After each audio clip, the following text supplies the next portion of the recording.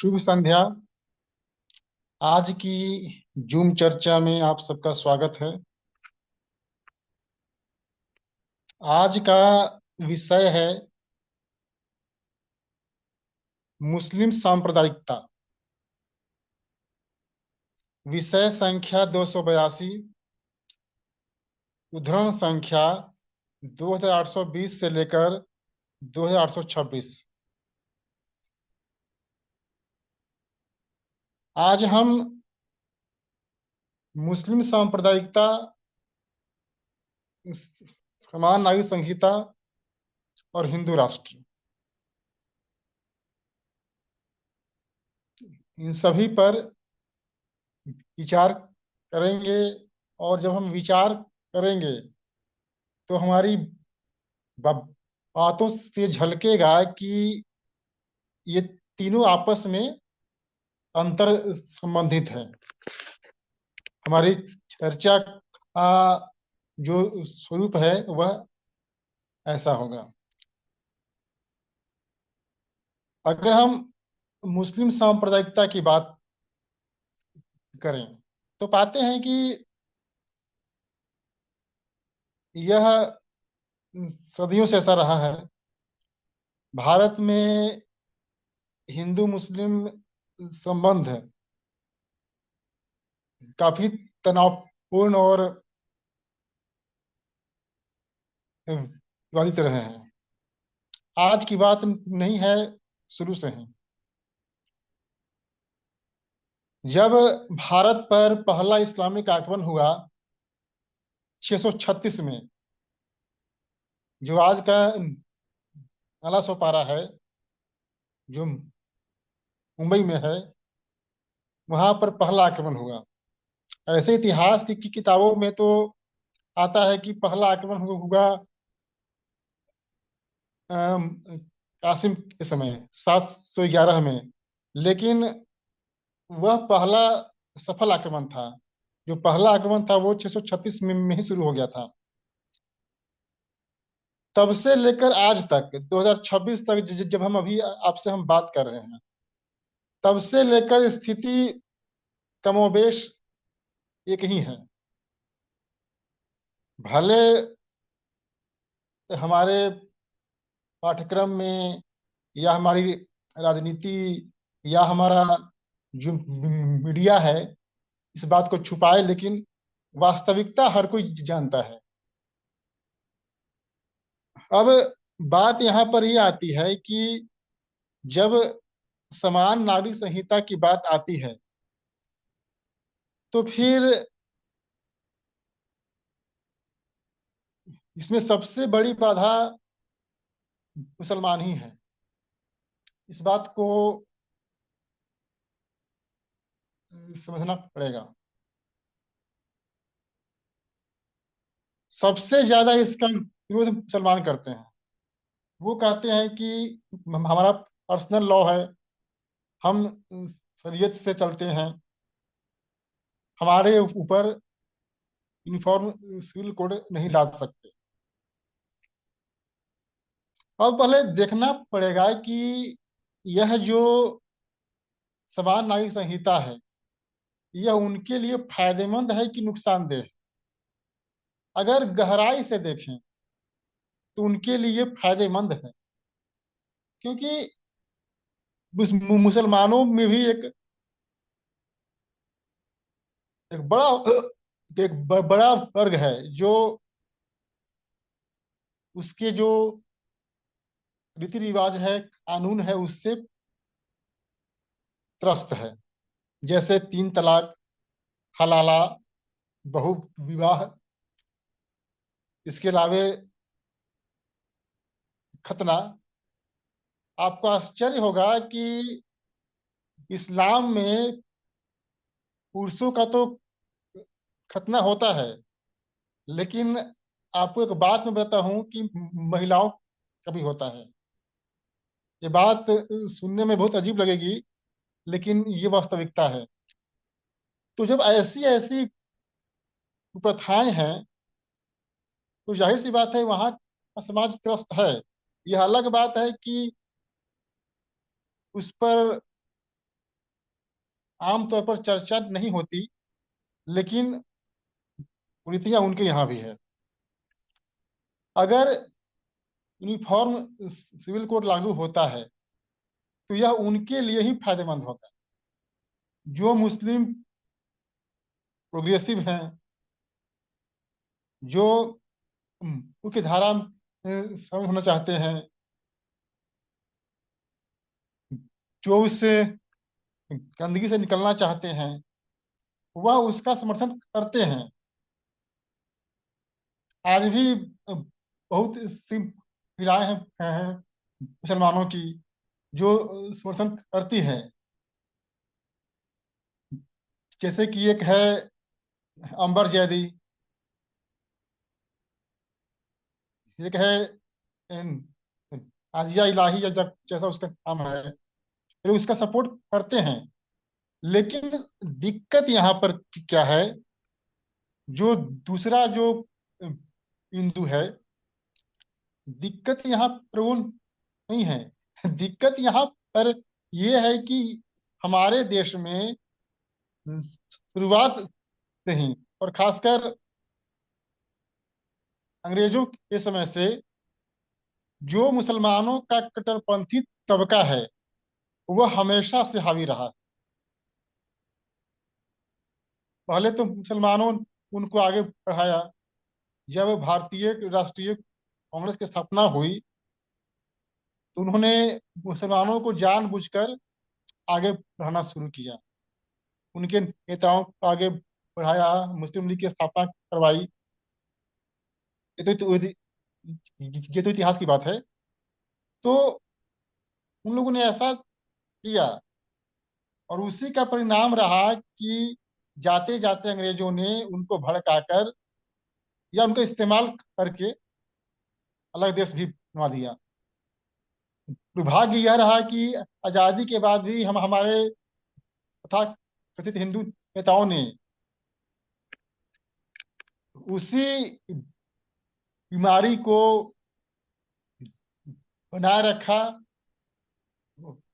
और अब तो वो बीमारी और बढ़ गई है। अब आप सोचिए कि जिस मुस्लिम लीग ने भारत के दो टुकड़े किए, वो मुस्लिम लीग की सरकार अभी भी केरला में है।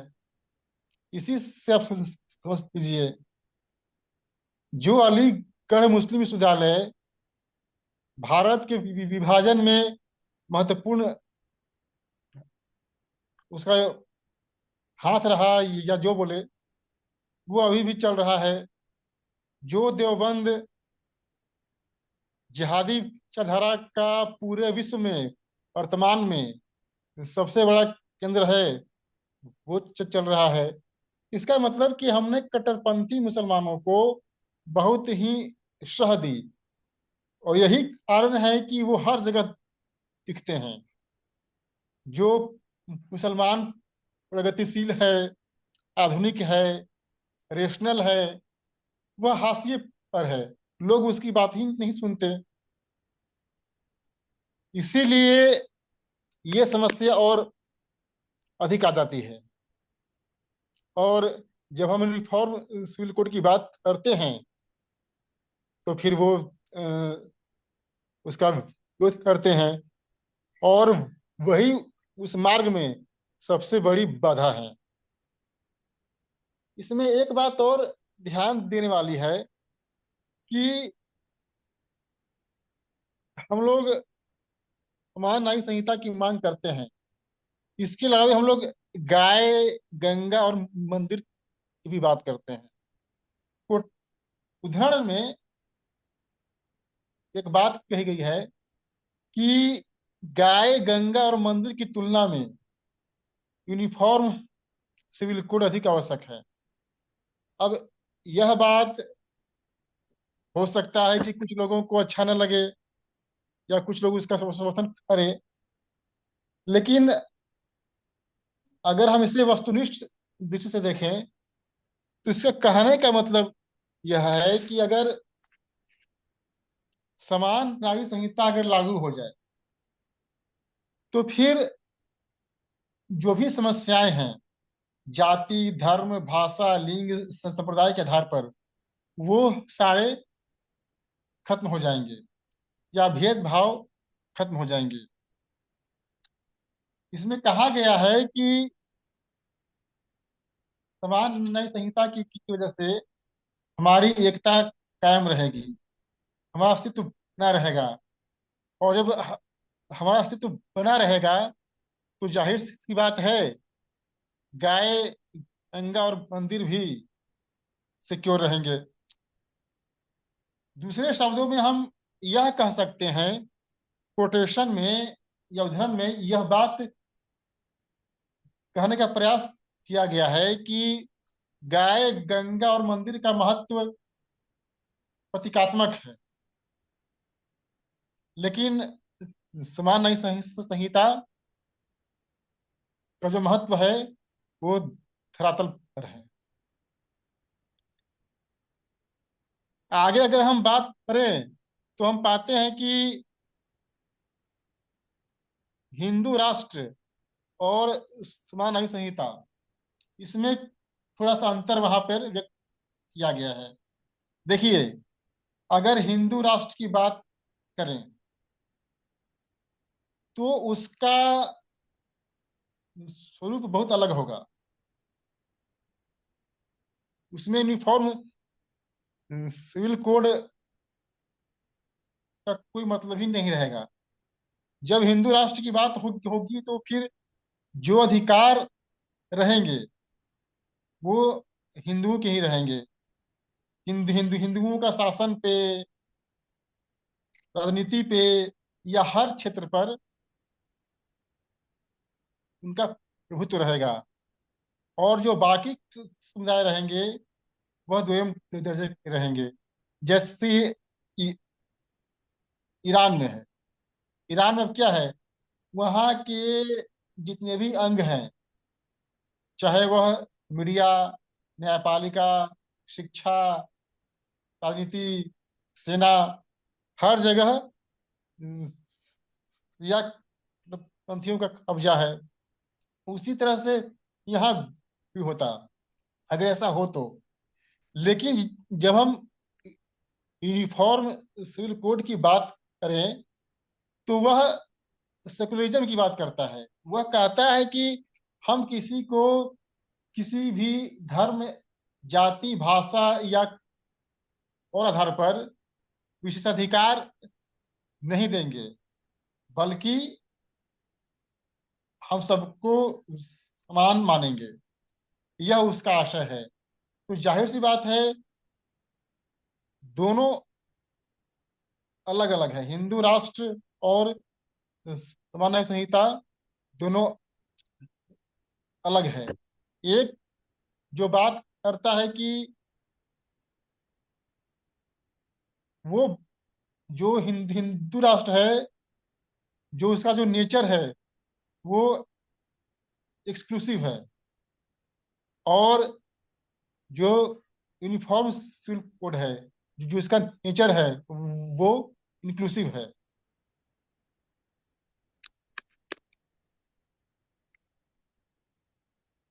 कुल मिलाकर हम यह कह सकते हैं कि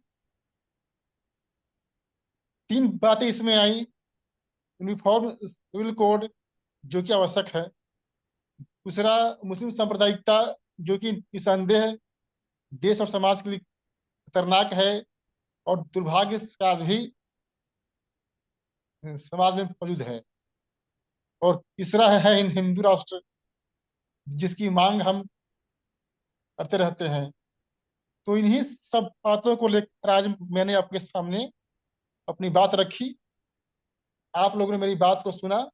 आप सबका धन्यवाद। धन्यवाद विपुल जी। बाकी के साथी बताएं।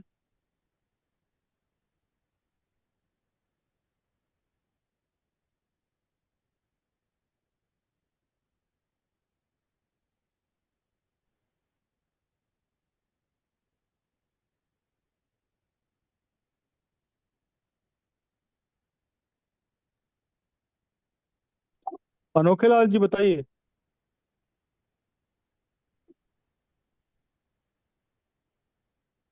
बता। जी बताइए आदरणीय। नहीं, हम कुछ। जी ठीक है, श्याम सुंदर जी आप कुछ कह रहे हैं? जी सर। जी बताइए आदरणीय। सर इसमें तो ना, अगर समान नागरिक संहिता है तो नुकसान ही है हमें तो।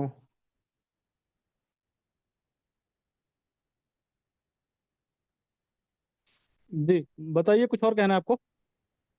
नहीं सर। तो ठीक है, मैं थोड़ा सा इस विषय पर बोलना चाहूंगा। जी सर बोलिए। हाँ, देखिए ऐसा है कि इस्लाम का जो इतिहास है वो तो खैर विपुल जी ने बताया, 1400 सालों की ये समस्या। लेकिन एक बात हम लोगों को समझनी पड़ी कि इस्लाम हिंदुओं का शत्रु नहीं है, बल्कि वह संपूर्ण मानवता के लिए एक समस्या बन चुका है। उसमें केवल हिंदू को एक फ्रेम में रखना उचित नहीं है। चाहे वो बौद्ध हो, जैन हो, ईसाई हो, पारसी हो, यहूदी हो, या कोई भी मत पंथ संप्रदाय को मानने वाले लोग हों, वो उनकी सामूहिक समस्या बन चुका है। इसीलिए केवल हिंदुओं के लिए इसे चुनौती के रूप में देखना ठीक नहीं है।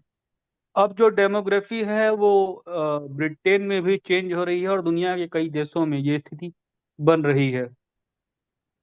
तो इसे हम इस्लाम वर्सेस हिंदुत्व न करने की जगह कट्टर इस्लामिकवाद और उसके उसके विरुद्ध मानवता को कर दे, संपूर्ण मानव, तो मुझे लगता है ये स्थिति कुछ ठीक हो जाएगी।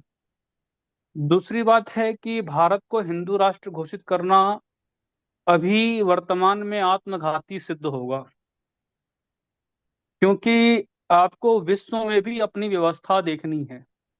भारत में हिंदू बहुसंख्यक है, लेकिन विश्व में वो अल्पसंख्यक है।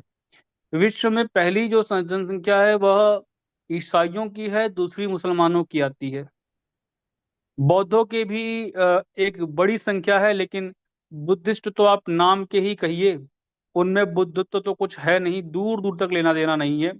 वह चाहे चाहे चीन हो, चाहे जापान हो, चाहे थाईलैंड हो, चाहे और जो भी देश हों, वो ज्यादातर जो है वो बुद्धिज्म से दूर है या नास्तिकवाद की तरफ चले गए हैं, साम्यवाद की तरफ चले गए हैं। तीसरे नंबर पर हम मान लेते हैं कि हमारी स्थिति जो है ईसाइयों और इस्लाम के बाद हिंदुओं को हम मान लेते हैं। तो विश्व में हमारी क्या स्थिति है, पहले वो हमको देखना पड़ेगा।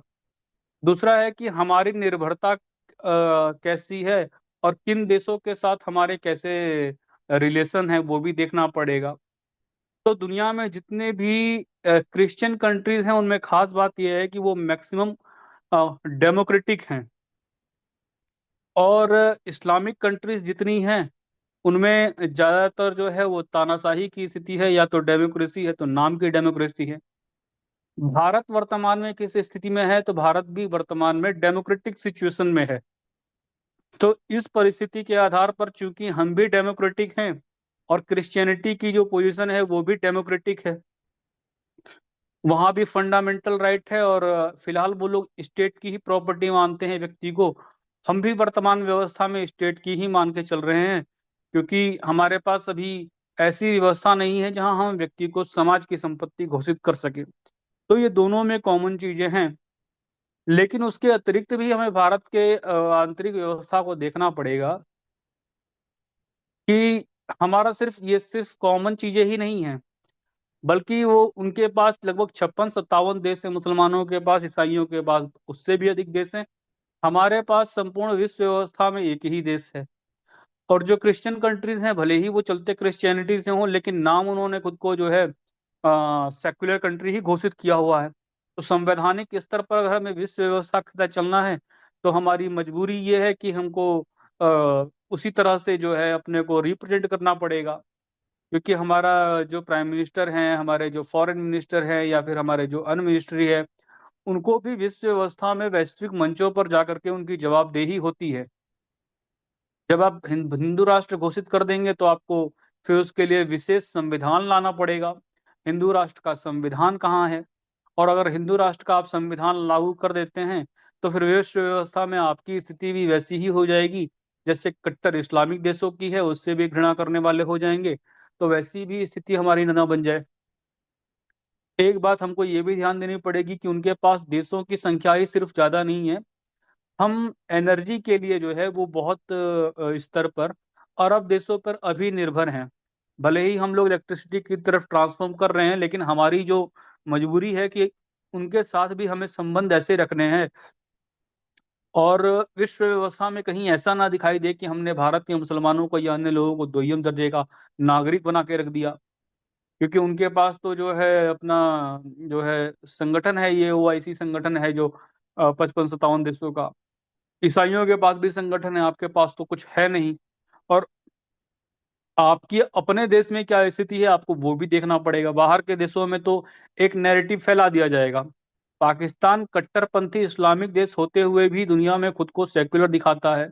चाइना तानाशाही की व्यवस्था होते हुए भी दुनिया में खुद को डेमोक्रेटिक दिखा रहा है। अभी नॉर्थ कोरिया में के जो तानाशाह है, उससे कहा गया कि यहाँ पर तो जो है डेमोक्रेसी नहीं है, तो उसने क्या किया कि अपने देश में इलेक्शन करवा दिया। और मजे की बात है, इलेक्शन में उसको 100% वोट मिले और एक भी व्यक्ति ऐसा नहीं जिसने वोट ना डाला हो। मजबूरी थी वोट डालना, नहीं डालता तो बचता ही नहीं। तो दुनिया में दिखा क्या रहे हैं कि हम तो डेमोक्रेटिक हैं, आपका इंटरनल स्ट्रक्चर जो भी हो। तो हमको भी विश्व व्यवस्था में जब हमारी जवाबदेही आएगी तो हम अपने संविधान में, अपनी व्यवस्था में कहीं हिंदू राष्ट्र नहीं लिख सकते हैं। क्योंकि हमको इस्लामिक देशों के साथ भी कोलैबोरेट करना है और क्रिश्चियन कंट्रीज के साथ भी हमको तालमेल बिठाना है। लेकिन जब इस्लाम संपूर्ण मानवता के लिए समस्या बन रहा है, तो हम लोग फिर उसे हिंदुओं के विरुद्ध न रख करके संपूर्ण विश्व को एक तरफ कर ले और मुसलमानों को एक तरफ कर ले। और इसके लिए सबसे अच्छा जो तरीका है वो है कॉमन सिविल कोड को लागू करना। कॉमन सिविल कोड की जब बात होगी तो भारत में कौन विरोध करेगा? तो क्रिश्चियन जो है वो, आप मान करके चलिए कि वो समर्थन कर देंगे।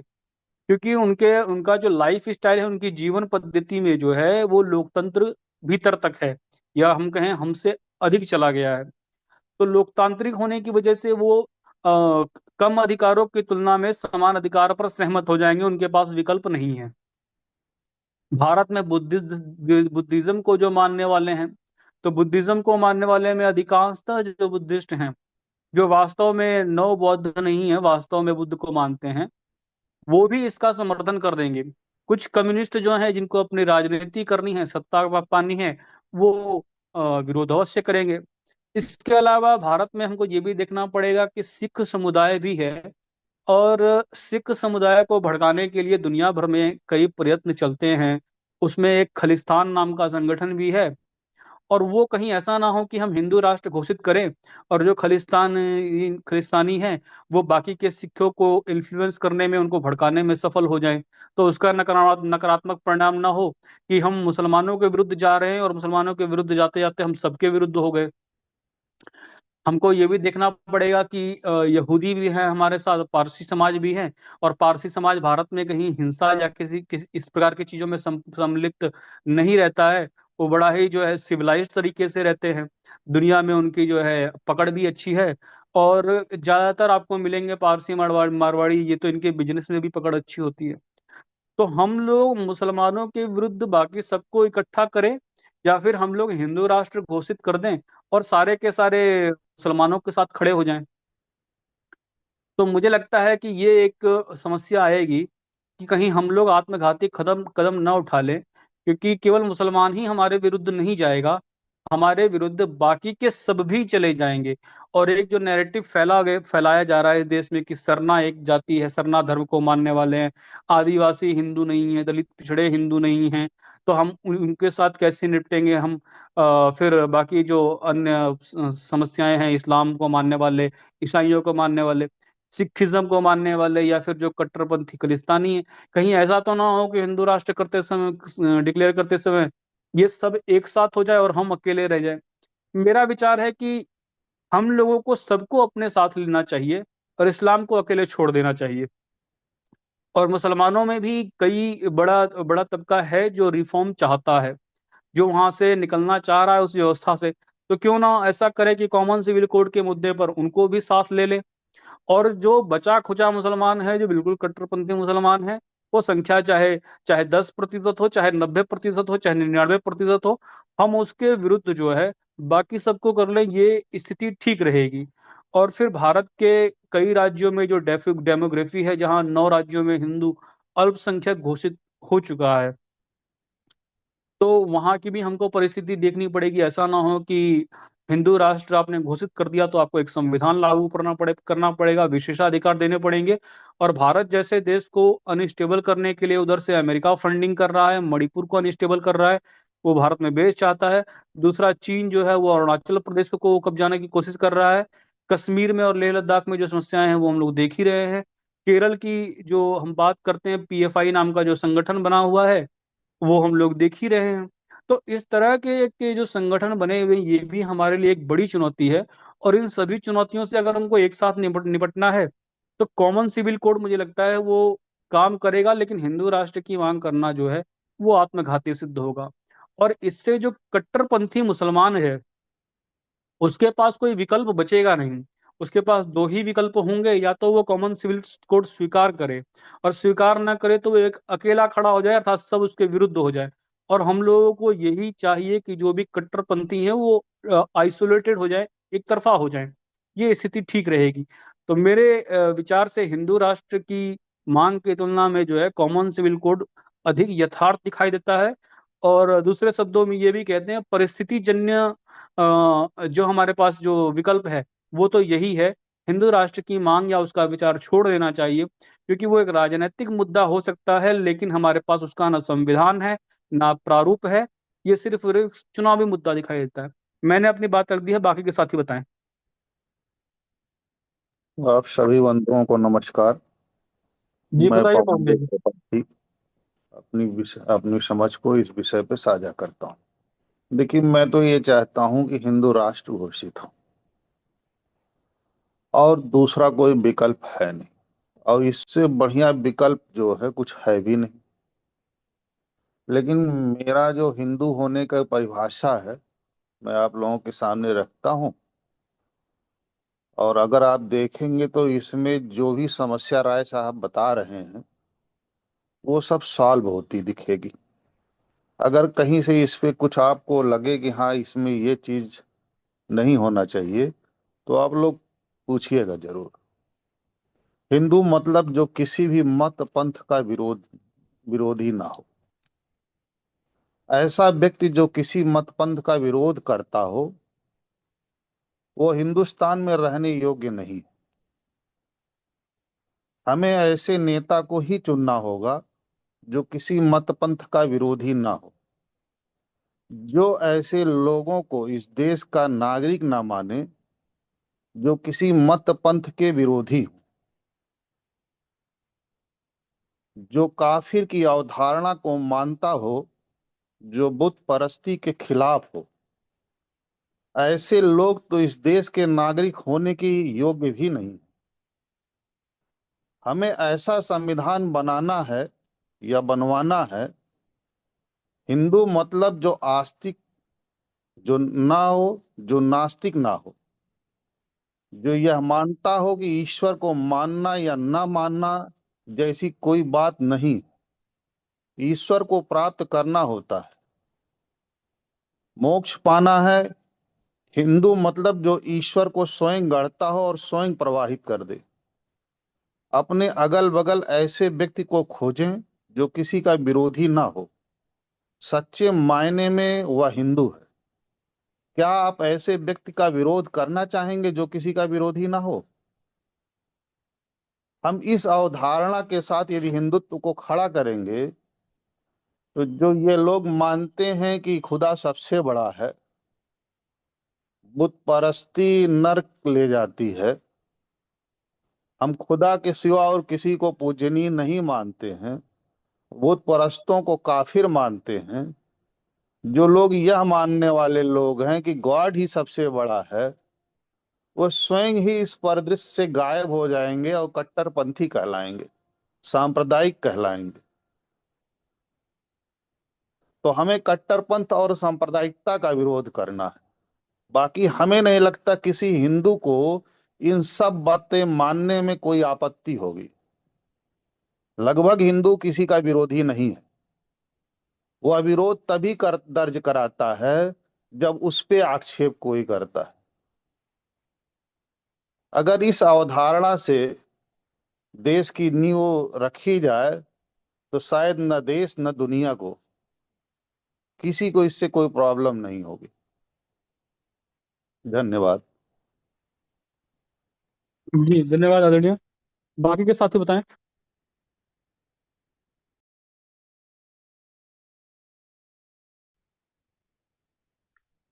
हेलो। बताइए श्रीकांत हेलो। जी। मैं ये बता रहा हूँ कि अभी आप ये वो तो मेन जो प्रवक्ता हैं उन पर तो जो बोले सो बोले, कोई बात नहीं। लेकिन आप राय जो बोल रहे हैं ना, उसमें आप अपडेट भी नहीं है। अपडेट भी नहीं है और सेंटिमेंटल हो जा रहा है। अपडेट क्या क्या होना है? जो लाइन है आरएसएस का, वो विरोध करने को कहता नहीं है। वो जिससे पवनजा जी ने जो बात कहा वो आरएसएस कहता है कि हिंदू का मतलब होता है किसी का विरोध नहीं करे, सर्वधर्म समभाव, विश्व बंधुत्व, वसुधैव कुटुंबकम। ये है। एक तो हो गया इसका। दूसर का अपडेट क्या नहीं है कि अभी 200 करोड़ हिंदू है। अभी जाइएगा, फ्रेश होइएगा। फ्रेश कैसे है? ये बाबा रामदेव बार बार कहते हैं, ये श्री श्री रविशंकर भी बार बार कहते हैं।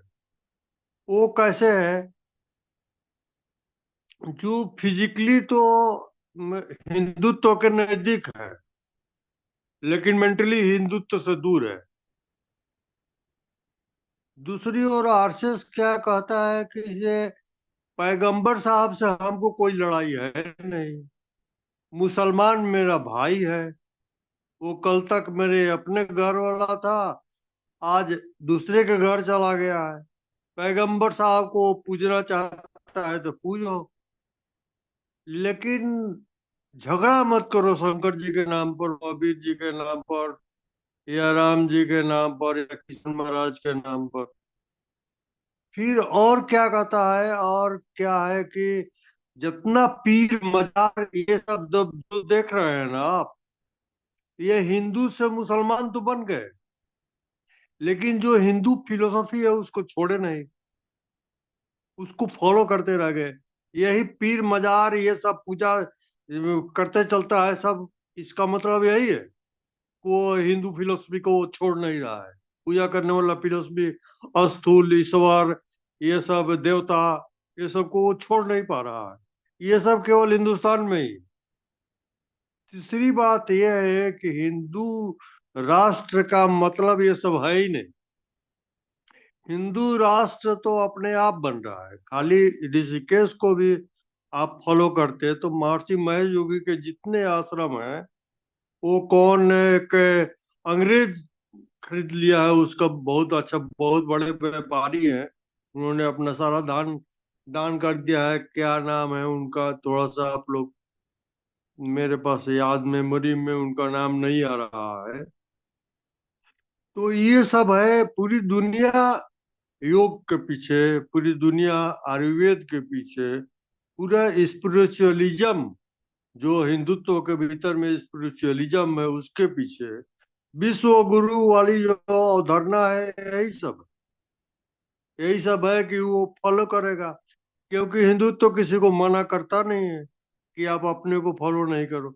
एक चीज और आप अपडेट नहीं है, बौद्ध के बारे में। बौद्ध के बारे में बोले कि कहीं मिलता नहीं है, मिलता है तो नास्तिक मिलता है या लेफ्टिस्ट मिलता है। ऐसा नहीं है। वो बहुत डेडिकेटेड बौद्धिस्ट लोग हैं। ये ये भी हो सकता है कि आपने किताब में पढ़ा होगा। ये सब देखते नहीं है, चाहे किसी ने कह दिया सुने होंगे। ये सब गया जी में तो आप जाइएगा तो पूरा 20 गो कंट्री का मंदिर है, अलग अलग मंदिर है। वो अपना अपना बनाया है। पूरा वहाँ विजिटर्स आते ही रहता है विश्व भर से। उसमें से एक थोड़ा सा चीन, थोड़ा सा नास्तिक कहिए या जो आपका आरोप लगाने जाते हैं, हमको लगता है कि चीन को ही देख करके आप आरोप लगा रहे हैं। वहां पर भी ऐसा नहीं है। वो सब भी बौद्धिस्ट है, वो सब भी यहाँ खूब आता है बुद्ध को फॉलो करने के लिए। और बुद्ध तो एक बहुत बड़े मूवमेंट है दरिद्र लोगों के अगेंस्ट में। उन्होंने अपना मूवमेंट, दरिद्र लोगों के लिए उन्होंने अपना मूवमेंट चलाया। वो कहते हैं भगवान है या नहीं है छोड़ दो, या तुमको पता लग जाए तो मेरे को भी बताना, फिर जन्म होता है नहीं होता है तुमको पता लग जाए तो मेरे को बताना, ये सब मेरा मतलब नहीं है। तो ये बौद्धिज्म जो है अभी भी वैसी है, उसका डेप्थ जरा सा भी इधर उधर नहीं हुआ है। अगर आपको ऐसा लगता है तो अपडेट नहीं है वो, ठीक कवर नहीं है आपके पास। ठीक है, और सब आप लोग ठीक ही कर रहे हैं। जी धन्यवाद। बाकी के साथी बताएं।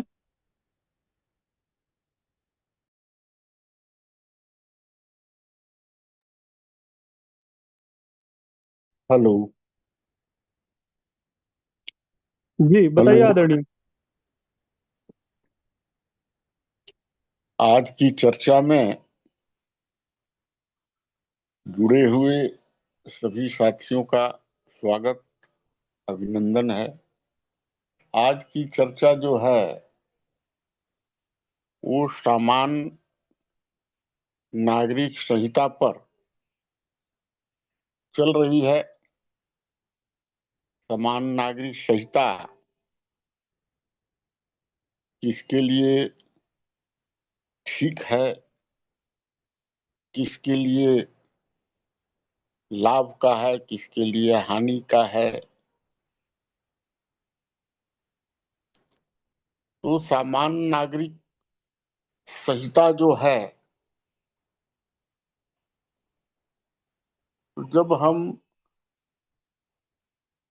व्यक्ति के गुण स्वभाव और धर्म की ओर देखते हैं,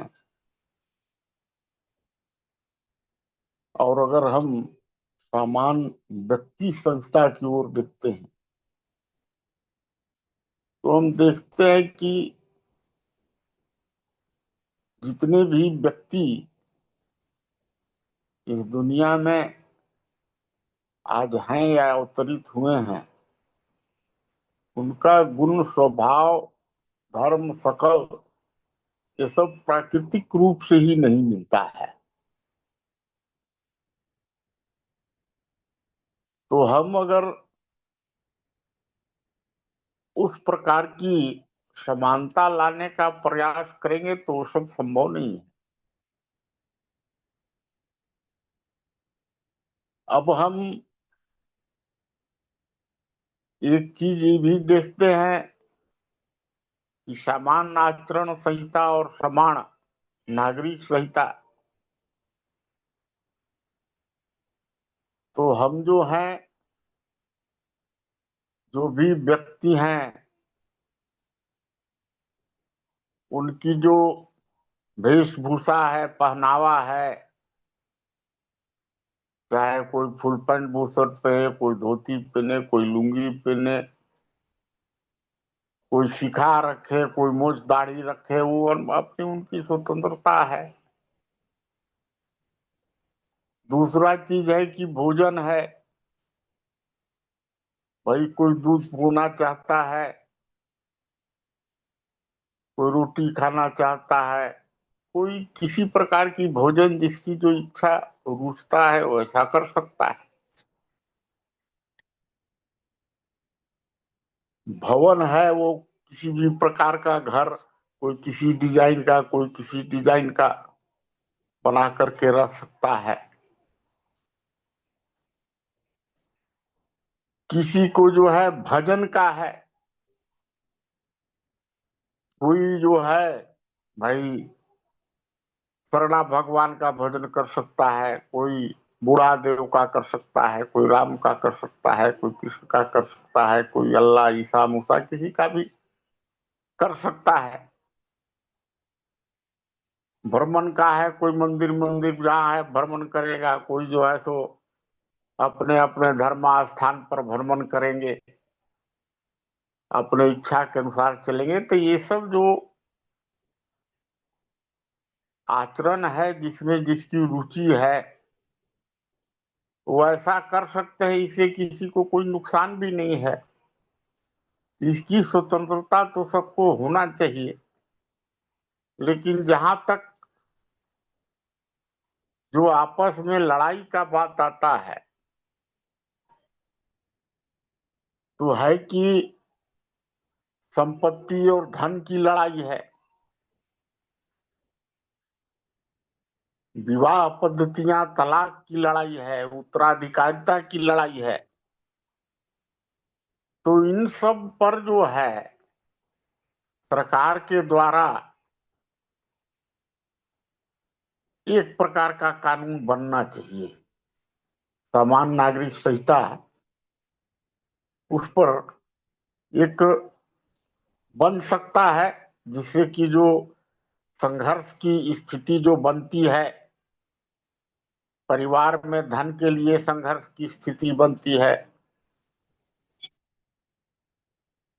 पति पत्नी के बीच में कई प्रकार की परिस्थितियों में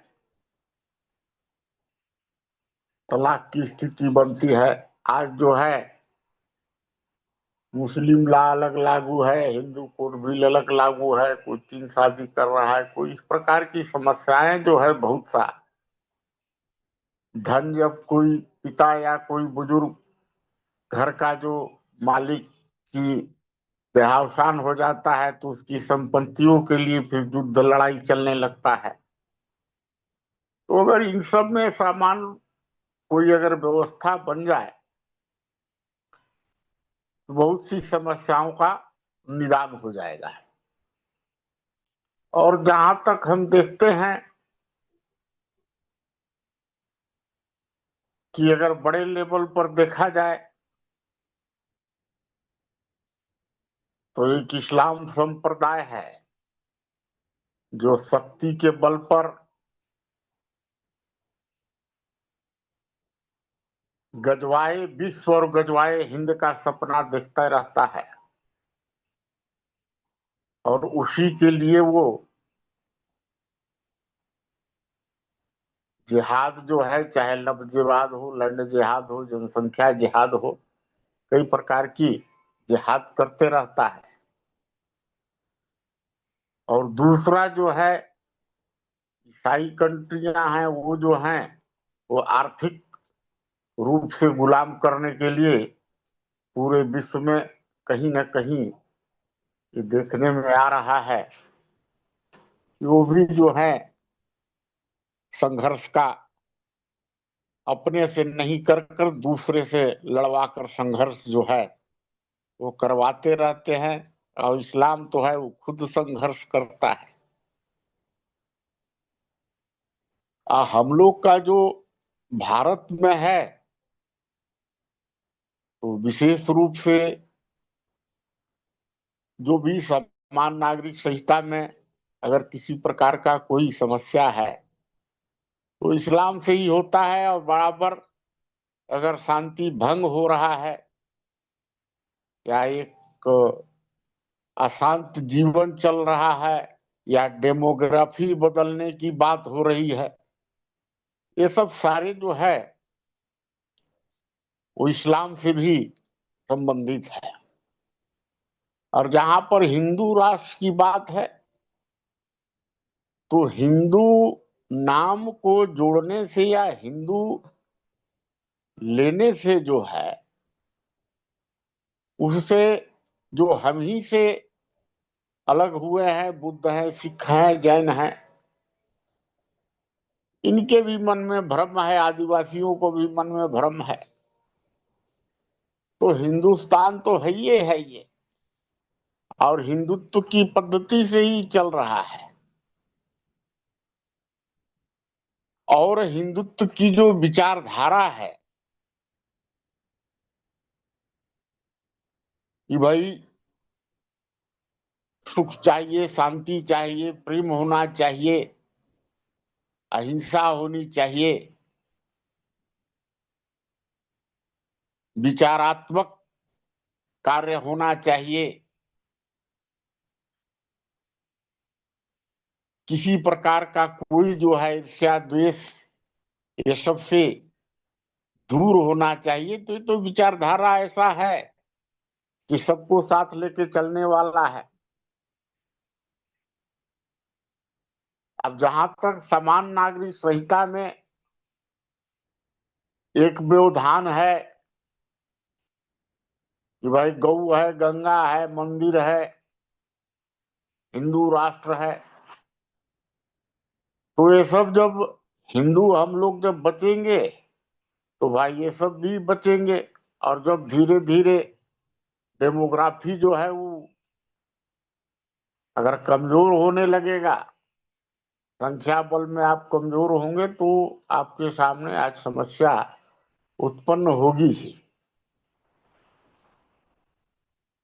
तो जहां तक जो धर्मांतरण है, धर्मांतरण के द्वारा जो डेमोग्राफी बदलने का प्रयास किया जा रहा है,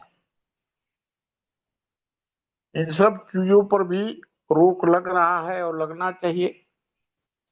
और हिंदुत्व में हम समझते हैं कि अगर गौ माता को अगर राष्ट्रीय पशु के रूप में घोषित कर दिया जाए और काशी और मथुरा दो का समस्या समाधान हो जाए, तो बहुत सा चीज है वो सामान्य नागरिक संहिता में कोई व्यवधान वैसा नहीं आएगा। और अगर हिंदुत्व में जो कट्टरपंथी हैं और मुस्लिम में भी जो कट्टरपंथी हैं, तो इनको जहां से ताकत मिल रहा है कि कई विश्व समुदाय हैं जो आर्थिक रूप से इन्हें इतना जबरदस्त मदद करते हैं, तो अगर वहां से इनको पैसा आ रहा है तो वो भी तो कहेगा कि भाई तुम कुछ कर नहीं रहे हो तो हम पैसा क्यों देंगे। तो ये जो है कुछ इनका जो है आवक का स्रोत जो है उस पर नजर रखना पड़ेगा। और कुछ जो है मिडिल क्लास से नीचे के जो पसमानदा है या जो निम्न स्तर का मिडिल स्तर का जीवन जी रहे हैं, लेकिन इनको भय के द्वारा जो है मस्जिद में और मदरसा में इनको भयभीत और करके रखा जाता है। वहां पर भी जो है कोई न कोई व्यवस्था ऐसा बनाना पड़ेगा कि ताकि जो वो स्वतंत्र और सामान्य जीवन जीना चाहते हैं, वो किसी प्रकार का मार काट या लड़ाई नहीं करना चाहते हैं, तो उनको उस चीज का स्वतंत्रता मिले, उनको प्रोटेक्शन मिले, ताकि ये जो है सो उनको दबाव न दे सके। और मस्जिद और मदरसे में ही सारी प्लान बनती है, वहां पर ही धन आता है, हथियार भी वहीं पर होता है।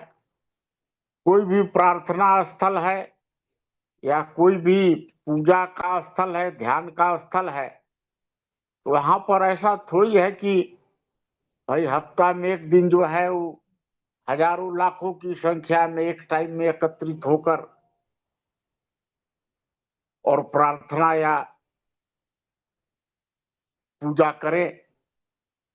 वो तो 150 200 के संख्या में भी आते जाते रहते हुए कर सकते हैं। और बंद बाउंड्री में जब प्रार्थना होता है, चंगाई सभा होता है या ये होता है, और उनको उस समय जो है पूरा जो है ब्रेन वॉश किया जाता है, मोटिवेट किया जाता है। तो जो गलत टाइप का अशांति फैलाने का, आतंक फैलाने का जो मोटिवेटेशन है, इस पर भी सरकार को नजर रखना पड़ेगा, ध्यान देना पड़ेगा। और जहां तक इस्लाम का है, तो इनसे जो सेक्स और संघर्ष है, ये दो चीज जो है, इनमें जो लड़ाई की प्रवृत्ति है, युद्ध करने की प्रवृत्ति है एक दूसरे से, ये प्रवृत्ति अगर घटते घटते अगर रहेगा तो ये भाई भाई से भी करेंगे, फिर पति पत्नी से भी करेंगे। एक काबिलियाई प्रवृत्ति कही है, पहले तो ये कबीले में ही थे और कई कबीले मिलकर ही आकर के और भारत में आक्रमण करके लूट के तरह आए और यहाँ पर जो है सो किसे अपना बस गए और आज तक जो है सो ये कर रहे हैं। अब दूसरा चीज है कि हम सोचते हैं कि जो गोवंश का भी है, तो आज जो हम देखते हैं कि प्राकृतिक या जैविक खेती जो है वो समाप्त हो गया और तकनीकी के आधार पर सारी कृषि कार्य हो रहे हैं। ट्रैक्टर है, कई प्रकार की मशीनें हैं, धान काटने का है, धान दौने का है, गेहूं का है। पहले जो है वो दो ही चीज था, कृषि और पशुपालन था। पशुपालन के द्वारा जो भी गोबर का खाद था वो आपको जो है खेत में जाता था। जो गोवंश में जो बैल होते थे, बछड़े होते थे, उनसे हल जोता जाता था, कृषि का कार्य उनसे किया जाता था। अब अगर ट्रैक्टर आ गया तो ये बछड़ा जब बैल बन रहे थे, इनका क्या काम करें, कैसे इनको रखें, क्या हो इनकी उपयोगिता। पहले जंगल था, चरवाहों के द्वारा जो है, चाहे बूढ़ी गाय हो या दूध नहीं देती हो, सब जाते थे, चर के आते थे, कम से कम उनका गोबर उपयोग में आता था। लेकिन आज समस्या है कि दूध देने वाले गौ माता तो सब कहते हैं, लेकिन बहुत सा भी देखने में आ रहा है कि आखिरी बैल है तो इसका क्या। और जो गाय दूध नहीं देती है तो फिर उसको बेच देते हैं कि हम इसको कहाँ से खिलाएंगे, रखेंगे, क्या करेंगे। क्योंकि अब जंगल की भी वैसी व्यवस्था नहीं है, कटाई हो रहा है। तो इस प्रकार से बहुत सी जो समस्याएं हैं वो हैं जिनका कि भाई निदान का भी विचार या चिंतन करना पड़ेगा। तो जहां तक है कि अगर सामान्य नागरिक संहिता कुछ बातों को ध्यान में रखते हुए लागू होगा तो बहुत सी समस्याओं का समाधान भी होगा और जो कट्टरवाद जो हैं उन पर भी अंकुश लगेगा। तो ये जो जिहाद या युद्ध का जो चल रहा है विकृति, इस पर कुछ शांति समाधान हो सकता है।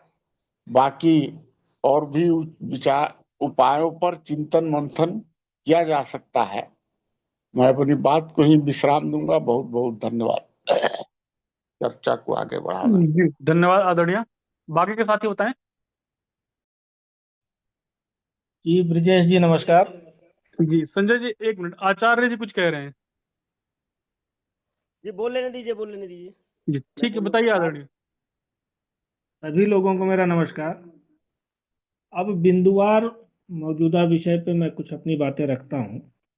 समान नागरिक संहिता मुसलमानों के लिए फायदेमंद या नुकसानदेह? निस्संदेह नुकसानदेह। लेकिन पुनः किसके लिए नुकसानदेह?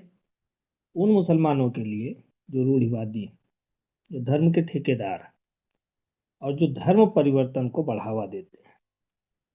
मेरा व्यक्तिगत मानना यह है कि 98% मुसलमान यह जानता है और यह मानता है कि उसके कुरान में बहुत कमी है। कुरान उसकी कहीं से भी नीतिगत, सैद्धांतिक या वैज्ञानिक सिद्ध नहीं होती, लेकिन सार्वजनिक स्वीकार नहीं करेगा। यही उनकी धर्मांधता है। सवाल करने की कोई गुंजाइश नहीं है, यह प्रचारित होगा। अंदर से सवाल उठ रहा है, धरती चपटी क्यों, लेकिन कि हम सवाल नहीं कर सकते क्योंकि गुंजाइश नहीं। इसलिए नुकसान तो करेगा सिर्फ उन मुसलमानों को जो इन्हीं सोच, इन्हीं भावनाओं के आधार पर पूरे समुदाय का नेतृत्व करना चाहते हैं। एक बात और भी ध्यान रखनी होगी कि शुरुआती दौर पे अगर बहुत बारीकी से देखा जाए, तमाम धर्मों ने अपने प्रचार के लिए तमाम साधन, तमाम माध्यम अपनाए, लेकिन इस्लाम ने शुरुआती दौर पे अपने प्रचार, अपने विस्तार के लिए जो नीति अपनाई, उन्होंने मानव की प्रवृत्ति रूपक कमजोरियों को पकड़ा। एक लाइन में मैं उसको कहूं तो मुक्त शवाब इस लोक में, मुफ्त शराब उस लोक में। अब जब इस पे कुठाराघात होगा किसी कानून से तो उनको बुरा लगेगा, उनका नुकसान होगा। किंतु यही विशेष क्यों विरोध करते हैं, दूसरे बिंदु पर आते हैं। जब किसी को किसी कारणवश, अब पृष्ठभूमि में नहीं जाएंगे क्यों मिल गया, कैसे मिल गया, किसने दे दिया, लेकिन किसी कारणवश जब विशेषाधिकार मिल जाते हैं और तब वह व्यक्ति या वह समुदाय, वह संप्रदाय उन विशेषाधिकारों को अपना मौलिक अधिकार मान लेता है, और जब इन अधिकारों पे रोक लगाने की कोशिश की जाती है, सबके समानता में लाने की कोशिश की जाती है, तो उसके लिए वो विरोध करेगा, वो बर्दाश्त नहीं कर पाएगा। चाहे झूठ का सहारा लेना पड़े, चाहे प्रोपोगंडा फैलाना पड़े, चाहे जो करना पड़े। जैसे यूसीसी का नाम आते ही एक चीज तो सबसे पहले बड़ी गौर से सोचने की बात है कि यूसीसी का नाम आते ही हम हिंदुओं के मन में विचार आता है, मुसलमानों की 4 शादी 14 बच्चे क्यों, क्या बुराई है, हम में इतनी कट्टरता क्यों? चलिए यूसीसी में हम उन्हीं का कानून रख देते हैं, वो मानने को तैयार तो हो कि हाँ जाए 4 बच्चे 4 शादियां जायज, हम यूसीसी में रख लेते हैं। अनिवार्य तो नहीं है कि प्रत्येक व्यक्ति को 4 करनी ही है। आपका मन नहीं करता है, आप एक ही शादी करो। आपका मन नहीं करता कि 14 बच्चे पैदा करना है, आप 2 ही पैदा करो। लेकिन हम भी यहाँ पर थोड़े से कट्टरपंथी हो जाते हैं कि जो हम मानते हैं, जो हम जानते हैं, वही सही है, वही सही मार्ग। उसमें अनिवार्यता तो है नहीं, वो एक लिमिट है कि 4 से ज्यादा नहीं कर सकते, ये लिमिट रख लो। लेकिन 4 ही करोगे ये आवश्यक तो नहीं ना होगा। तो इतनी कट्टरता हम में क्यों? थोड़ा सा लाइन से अलग हटकर भी सोचने की जरूरत है। लेकिन जैसे ही यूसीसी की बात आती है, हम हिंदुओं के मन में सिर्फ ये 2 प्रश्न आते हैं। और मुसलमान प्रोपेगेंडा कौन सा फैलाता है? हमारे धर्म में हस्तक्षेप। तुम दाढ़ी रखो, लुंगी पहनो, चड्ढी पहनो या ना पहनो, इस पर यूसीसी कानून नहीं बन रहा है। तुम नमाज नहीं पढ़ोगे, इस पर यूसीसी कानून नहीं बन रहा है। तुम्हारे मस्जिद में जाकर हम हनुमान चालीसा पढ़ेंगे या सबको हनुमान चालीसा पढ़ना पड़ेगा, यह भी नहीं है। धर्म को कहीं नहीं छुआ जा रहा है, धार्मिक प्रवृत्तियों को नहीं छुआ जा रहा है, उसको नियमबद्ध नहीं किया जा रहा है। कुल 5 बिंदुओं पर अभी तक जो विचार हो पाया है वो हुआ है: शादी, तलाक, गोदनामा, उत्तराधिकार एवं संपत्ति। अब चूंकि इसको अगर हम धर्म का चोला नहीं पहना देंगे तो लागू हो जाएगा, तो हमारी ठेकेदारी समाप्त हो जाएगी। तीसरे बिंदु पर मैं एक विषय पर बात करना चाहूंगा कि हिंदू राष्ट्र के विषय में जब बात होती है तो पवनजय जी भाई साहब ने बड़ी गंभीर और बड़ी अच्छी बात कही थी कि पहले तो हिंदू को परिभाषित कीजिए कि हिंदू क्या है। मेरा मानना है हिंदू राष्ट्र का मतलब हिंदुओं का राष्ट्र नहीं, हिंदू विचारधारा का राष्ट्र। और जब हिंदू विचारधारा का राष्ट्र आएगा तो इसमें समावेशिता रहेगी, इसमें किसी के साथ भेदभाव नहीं रहेगा, और ये एक परिमार्जित रूप होगा यूसीसी का, ऐसा मेरा मानना है। यूसीसी कानून सच पूछा जाए तो लोकतंत्र की अनिवार्य आवश्यकता है, बहुत अनिवार्य आवश्यकता है।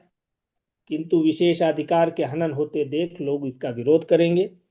उनको एक प्लेटफॉर्म पे लाने के लिए पहले तो इन विचारधाराओं को भी हटाना पड़ेगा, जैसा कि मैंने चर्चा किया कि हमारी ही बात क्यों मानी जाए, कुछ हम बात उनकी भी मान लें।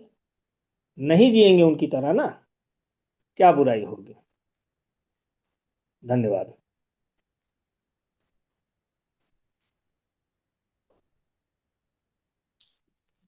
जी नमो आचार्य जी नमः। बताइए।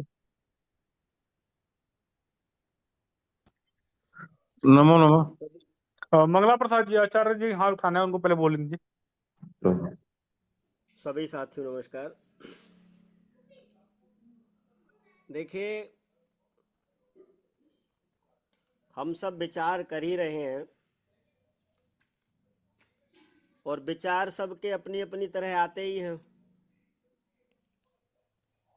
इस छोटी सी चर्चा में भी ये सोचे हम विचार करें, यदि हम विचारों की अभिन्नता में एक पक्ष तय नहीं कर पाते हैं, बना नहीं पाते हैं, तो 1000-2000 यहाँ जहाँ सामाजिक व्यवस्था या करोड़ों लोगों के बीच में बैठ के कैसे बन सकती है। समान नागरिक संहिता अलग चीज है और हिंदू राष्ट्र अलग चीज है। नागरिक संहिता नागरिक लोगों के लिए होगी, जैसे कि अभी कुछ दिन पहले, 2-3 दिन पहले ही जो है वो एक जो है इस पर चर्चा हुई थी। लेकिन मैं 2-3 चीजें जो हैं यहाँ पर बिंदुवार करूँगा। समय तो नहीं रहता है जिससे एक पटल पूरा तैयार हो और पूरी बात कही जा सके, तभी समझ में आती है कोई। यदि हम अपनी परंपरा में देखें, और कुछ लोग कहते हैं कि हिंदू कट्टर, हिंदू कट्टर, ये शब्द भी आजादी के बाद आया है और कुछ जो सेकुलर लोग थे उन्होंने ही दिया है। मैं तो गांधी जी को मेरी अपनी मानता है सेकुलर मानता हूं और अलग तरह का मानता हूं। शायद परसों एक पोस्ट भी लिखी थी कि सत्य अहिंसा जो है वो हमारी अगर अवसरवादिता में बदल जाए तो फिर उसका कोई लॉजिक रहता नहीं है। उसको छोड़िए, जिसको हम कट्टर हिंदू कहते हैं अपने ही भाइयों को, मुझे कोई एक उदाहरण ऐसा दे दीजिए या बता दीजिए, हमारे यहाँ के जैसे 100 करोड़ हिंदू है इस समय भारत की, मान लीजिए। श्रीकांत जी ने 200 करोड़ कहा, ठीक है, बिल्कुल हो सकते हैं, मैं इसको जो है मानता हूं। कहीं किसी देश में उस कट्टरवादियों ने उत्पात किया आज तक? वो कट्टर हिंदू कहीं तो जाके किसी देश में जाकर के कोई बवाल करते या किसी पर आक्रमण करते या खुद ये मांग करते कि हमें अलग से बसा दो, अलग से कर दो? ऐसा तो कहीं कुछ देखने को नहीं मिलता इतिहास में। बड़ा दुख होता है कि हमारे ही अपने भाइयों से अपने ही भाइयों पर ये कहता है कट्टर। तो जो कई बार मैं ये बोला हूं, जो कम्युनिस्ट कहते हैं, जो वामपंथी कहते हैं, या जो मुस्लिम कहते हैं, या जो ईसाई कहते हैं, वही हम कहते हैं और उनके काम को सुलभ कर देते हैं, जो उनकी सोच है। दूसरी बात एक हम और देखें, कोई इतिहास आपको ऐसा मिलेगा नहीं। यदि हिंदू राष्ट्र बनता है तो एक बड़ा सीधा सा लॉजिक है, भैया आपके 57 देश मुस्लिम राष्ट्र हैं, अर्थात शरिया कानून नहीं है वहां पर। शरिया कानून तो 2-3 देशों में ही है, लेकिन मुस्लिम राष्ट्र हैं, संविधान उनकी अपनी व्यवस्था है, लेकिन उनका एक धार्मिक जो है स्थापना है। हम क्यों नहीं कर सकते? 100 देश लगभग ईसाई हैं, उनका स्थापित है कि साहब हम ईसाई राष्ट्र हैं। वो बाइबल से नहीं चलते, उनके यहां भी कोई ना कोई संविधान है। तो ये हम कैसे मान लेते हैं कि हिंदू राष्ट्र नहीं होना चाहिए? अरे भैया, एक हिंदू राष्ट्र हो जाए और एक जो यहूदी राष्ट्र है वो हो जाए तो क्या दिक्कत है? आपके तो 100 हैं, आपके 57 हैं, और बुद्ध जी की वास्तव में विचार से हम जुड़े हुए नहीं है ना, उनको विस्तार से पढ़ा है। दूसरी चीज ये है, 14-15 देश लगभग जो हैं वो बौद्ध के भी अपने उनकी जो मान्यता है उस तरह से भी स्थापित है। बौद्ध राष्ट्र या बौद्ध धर्म के वो है, वो भी संविधान या किसी व्यवस्था से चलते हैं। तो यदि हम हिंदू राष्ट्र बना लेते हैं और संविधान को अंगीकार करते हैं और संविधान के साथ समान नागरिक संहिता लाते हैं, रखते हैं, तो क्या बुराई है? जब हम हिंदू राष्ट्र बनेंगे तो 10 देश हमारे साथ और खड़े होंगे। ये पीछे भी मांग आई थी, जैसे मॉरिशस है, उसका कोई अपना वजूद नहीं है लेकिन तुरंत घोषित कर देगा। नेपाल है, हो गया, वो तो एक अलग व्यवस्था थी, उस पर बहुत लंबी चर्चा कर सकते हैं। कहां पर किस तरह का वहां पर वो था, उग्रवादी थे या जो माओवादी थे या फिर चीन की सह पर उस संविधान को खत्म, हिंदू राष्ट्र को खत्म किया गया था। और आज देख लीजिए, जब से सरकार बनी है, संविधान आया, मैं ऐसा नहीं कह रहा कि संविधान, लेकिन कितनी उथल पुथल हुई। तो इन चीजों पर विचार भी हमें रखना चाहिए। और दूसरी चीज ये आती है, मेरा मानना ये भी है कि हम जो है वो धर्म को ठीक से समझ नहीं पाते, धर्म को मजहब से जोड़ देते हैं, धर्म को पंथ संप्रदाय से जोड़ देते हैं, धर्म को किसी अन्य व्यक्तिगत मान्यताओं से जोड़ देते हैं। यहां बड़ी दिक्कत आती है। जो सैद्धांतिक रूप धर्म का है वो खो जाता है। जैसे हम केवल सोने और पीतल को रख दें और एक पहचान बता दें, क्या कि साहब सोना पीला होता है। अब कोई व्यक्ति जाए तो वो तो पीतल, चूंकि वो भी पीला है, तो उसको भी हम सोना ही तो मान लेंगे। ऐसी दुर्गता हमने जो है धर्म की कर दी है कि किसी के बीच में कोई पहचान जो है रखी नहीं है कि धर्म क्या है, धर्म क्या है, मजहब क्या है, पंथ क्या है, संप्रदाय क्या है। ये कोई मतलब जो है वो उस तरह का बीच में वो है ही नहीं। बस पीला है साहब, देख लीजिए, सोने और पीतल की परख कुछ नहीं है। दूसरी चीज आ जाए, एक छोटी सी बात मैं कह करके, जहां बुर्का आदि की बात है, समान नागरिक संहिता आने पर ये चीजें भी खत्म होनी चाहिए। एक ड्रेस का मतलब ये, आप पैंट पहनिए, आप कुर्ता पहनिए, आप धोती पहनिए, आप कुछ पहनिए, आप नेकर पहनिए, वो एक अलग व्यवस्था है। लेकिन पूरे ढक करके आइडेंटिटी, जहां कॉलेजों के बहुत सारे विवाद हुए थे, वहां पे कोड होता है कि भाई आप इस यूनिफॉर्म में आएंगे, आप इस ड्रेस में आएंगे, आप वहां क्यों बुर्का पहन करके जाएंगे? क्यों उसका जो स्कूल में जा रहे हैं आप निकल जाइए स्कूल से? क्यों दबाव बनाया जाता है कि नहीं साहब ये तो हमारे मजहब धर्म से जुड़ा हुआ है, हम तो बुर्का पहन कर आएंगे, ये हमारी एक पहचान है। आज देखिए कि बुर्का, बहुत सारे सोशल मीडिया पे वीडियो आ रहे हैं, बुर्का पहन करके चाकू रख के या वो करके आदमी लोग उसमें जा रहे हैं। बहुत सारी चोरियां इस तरह की हो जाती हैं, दुकान में जाकर के बैठे हैं, बुर्का पहने, पूरा ढका हुआ है, ऊपर से उठाया और रख लिया। तो इन चीजों का जो है नागरिक संहिता का मतलब ये है कि जो हमारी भारतीय परंपरा है उसके अनुसार ही हमारा जीवन व्यतीत होना चाहिए। जीवन से मतलब मैं ये नहीं कह रहा खान पान और जो इन चीजों से अपना वो ठीक है, लेकिन सामाजिक स्तर से आपको जब नागरिक संहिता आ जाए तो सामाजिक स्तर से आपको समाज के जो व्यवस्था है उसका पालन करना ही होगा। घर में आप कुछ भी पहनिए, लेकिन जैसे ही निकलेंगे तो व्यवस्था के रूप में रहेंगे। तीसरी एक बात मैं और कहता हूं, धर्म की जहां हम बहुत अनेक बात करते हैं, और मैं लगभग ये बात कहता हूं कि झुंड को परिवर्तित करने के लिए, खड़ा करने के लिए, या फिर जो व्यक्ति बंटते हैं उनका एक मूल आधार क्या है, केंद्र में आप क्या जाएंगे, तो पाएंगे बहुत डिस्कशन करने के बाद, एकांत में चिंतन करने के बाद आप लोग कर सकते हैं, बैठ सकते हैं, केवल विचार मिलेगा। यदि हमारे विचार समान नहीं है, मिलके बैठ ही नहीं सकते अंदर से। एक कहते हैं मन का जो है मन भिन्न होना चाहिए और मतभेद होना चाहिए। तो मतभेद हो सकते हैं, और मतभेद में जो है वो ये हो सकता है कि भाई मेरा इस दृष्टिकोण ये थोड़ा सा इस पर है।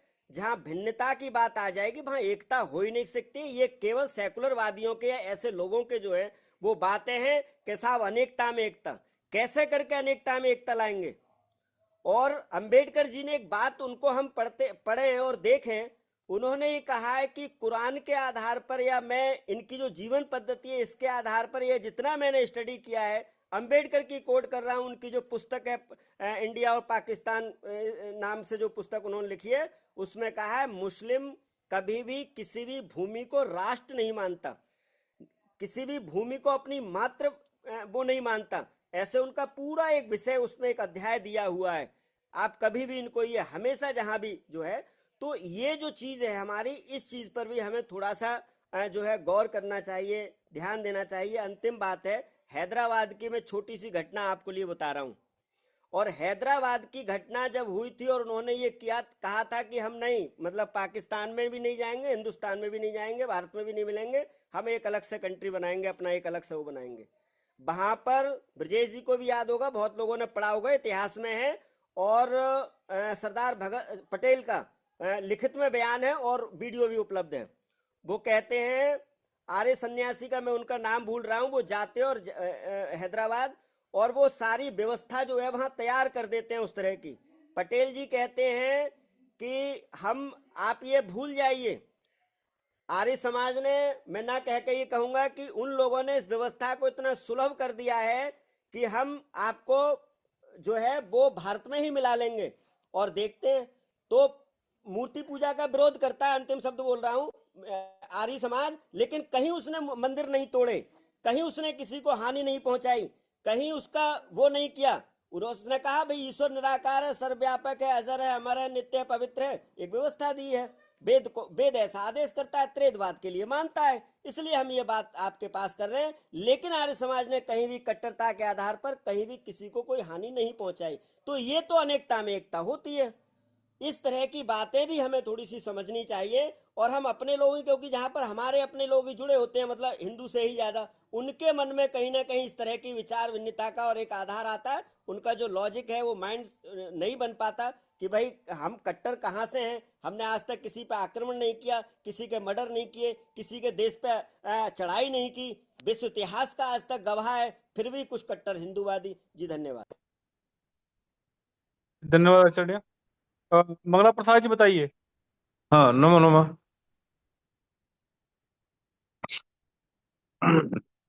आज जो विषय है वो मैं देख रहा हूँ समान नागरिक संस्था पर है, फायदेमंद है या नुकसान है। देखिए, मुसलमान एक व्यक्ति भी है और समान नागरिक संहिता व्यक्ति के रूप में सबको लाभदायक। समान नागरिक संहिता का मतलब जो होता है दंड संहिता, समान रूप से सबको दंड में जो है कि बराबरी होनी चाहिए, जो राजा को दंड है वही प्रजा को। समान नागरिक संहिता का तात्पर्य होता है, इसको आचार संहिता से जोड़ते हैं तो गलत हो जाता है। समान नागरिक संहिता से जो है कि देश के प्रत्येक जनता को फायदा हो सकता है, क्योंकि जो आर्थिक सर्वेक्षण है उसमें यह बताया गया है कि समान नागरिक संहिता यदि आज लागू हो जाए 2% अधिक आर्थिक विकास दर को प्राप्त कर सकता है। 2%, जैसे इसमें 6.5 तो 8.5 तक पहुंच जाएंगे। और उच्च आर्थिक विकास दर से जो है कि गरीबों का अत्यधिक लाभ होता है, आम जनता का अधिक लाभ होता है। तो मुसलमान प्रायः आम जनता के रूप में है, गरीब जनता के रूप में है, तो समान नागरिक संहिता से सबसे अधिक लाभ तो जो है कि उन्हीं को मिलने वाला है, उनके लिए नुकसान कुछ नहीं है। अब रही सांप्रदायिक मुसलमानों द्वारा जो समान नागरिक संहिता का विरोध है, वह इसलिए है कि मुसलमानों में राष्ट्र की कोई भाव नहीं है, राष्ट्र की अवधारणा नहीं है। जब तक जो है कि कोई राष्ट्र पूरी तरह मुस्लिम नहीं हो जाता है, तब उस राष्ट्र की भावना से वो जो है कि नहीं आ पाते हैं। उनकी राष्ट्र भावना तब बनेगी जब जो है कि भारत मुस्लिम राष्ट्र हो जाए, तब उसको भारत राष्ट्र की जो है कि अपनी बात करेंगे। तो उस समय जो है कि हम जो है कि सबसे बढ़िया मुस्लिम राष्ट्र हैं, आप लोगों से बढ़िया मुस्लिम राष्ट्र है, इस राष्ट्र भावना से जो है कि मुस्लिम वर्ल्ड में जो है कि अपनी बात कर सकते हैं। तो ऐसी राष्ट्र भावना इनकी हो सकती है। इस तरह की राष्ट्र भावना नहीं हो सकती कि हम भारत के वर्तमान में जो वैविध्य है उसमें समरसता रखने वाले हम महान परंपरा के नागरिक हैं। अब वर्तमान समय में नागरिक संहिता गाय गंगा मंदिर तुलना में अधिक जरूरी है। भाई देखिए, इसमें तुलना न किया जाए। अब यहाँ अवसर की बात है, जहाँ जैसी जो व्यवस्था हम लागू कर पाए उचित है, उसको लागू करने का प्रयास करना चाहिए। अब हम समान नागरिक संहिता को जोते हुए गाय गंगा मंदिर का निरादर करें, ऐसा जो है कि कोई औचित्य नहीं बनता है। समान नागरिक संहिता जरूरी है, लेकिन इसकी वरीयता या क्रम जो है कि रखना जो है कि उचित नहीं है। अब हिंदू राष्ट्र और समान नागरिक संहिता में अंतर क्या है? देखिए, जो समान नागरिक संहिता है वह हिंदू राष्ट्र को ही जो है कि संबोधित करता है। हिंदू राष्ट्र और समान नागरिक संहिता कोई अलग अलग चीज नहीं हो सकती है, क्योंकि हिंदू जो है कि समान दंड संहिता को वह स्वीकार करता है, और हिंदू बहुल्य है तो निश्चित है जो है कि उसके विकसित होने के अधिक चांसेस हैं। तो समान नागरिक संहिता जो है कि अपने आप में हिंदू राष्ट्र ही, और हिंदू राष्ट्र यानी समान नागरिक संहिता है, क्योंकि समान नागरिक संहिता हिंदू राष्ट्र में लागू हो सकती है। अब हिंदू प्रधान देश में समान नागरिक संहिता है तो वह हिंदू राष्ट्र ही है, तो इसमें दोनों में कोई भेद नहीं है। मैं एक बात बताना चाहूंगा, अभी कुछ इसमें प्रसंग आया है, वैविध्य, विविधता, अनेकता। जो अनेकता वैविध्य है, यह जो है कि प्राकृतिक सत्य है। हम एक हाथ के अंगुली को भी अपने आप में समान नहीं समझ सकते। संसार में सब कुछ जो है कि वैविध्य से, अनेकता से ओतप्रोत है। लेकिन जो वैविध्य अनेकता है उसमें अभेद का दर्शन भी स्थापित किया गया है। उसमें अभेद का दर्शन को स्थापित करते हुए वहां पर एकात्म मानववाद और समरसता का सिद्धांत दिया गया है। जब हम अनेकता और वैविध्य को स्वीकार करके जब अभेद दर्शन को देखेंगे, उसमें समरसता उत्पन्न करेंगे, तभी वह समरसता जो है कि स्थापित हो सकती है। क्योंकि कभी कोई एक चीज जो है कि एकदम बिल्कुल एक समान नहीं बनाया जा सकता, और ऐसे एक समान बनाने के चक्कर में, एक समान बनाने की विचारधारा में पहले हम विषम हो जाएंगे। समरसता तो पहले खो देंगे, और समरसता